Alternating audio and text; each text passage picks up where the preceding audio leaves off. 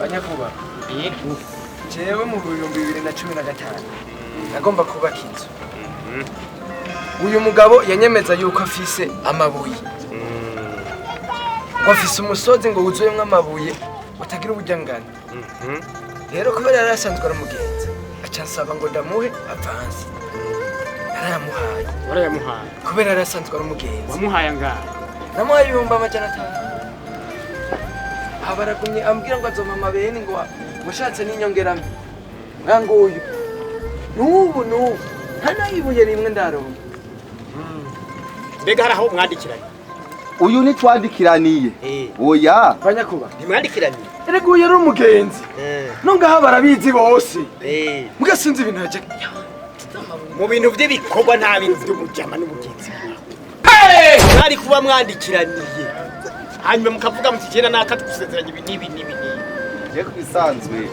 Je ibintu by'uyu mugabo birayobeye. Hari 2015. Ndamubwira ati wewe wa muhungu we je ndafise umurima. Muga murazi kurya umuntu harimo ibiharage bikanka.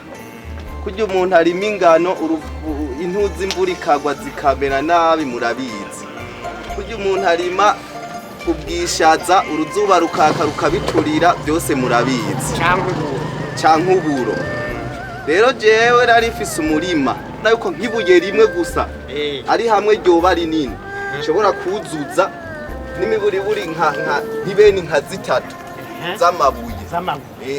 Jewe kubera maze gutera ayo mabuye tayatera umurima w'amabuye singaya enda shake ndabereke ugize ngo ngaya oya hinge mbaye ndabereke murayabona no mabuye yari amabuye 5. Aha haheze imyaka 5 narasize ahantu ndindiriye ko urubuye ruzoku yarase ngivyo. Bagurisha amabuye arakura. Wakeha bwenge. Aya mabuye warayatera yarase gukura. None ibuye ibuye wewe uvuga gute singaya ngaka nakakabuye sha ugenda ugatera ukabona ndakurahiye jayo mwana ndamusubiye. Rero reka ndakwere buto uyiteye ikanka kumera cugenda uyiteke ibirage byase kumera babishira ku ziko bakabiteka cyangwa utekereye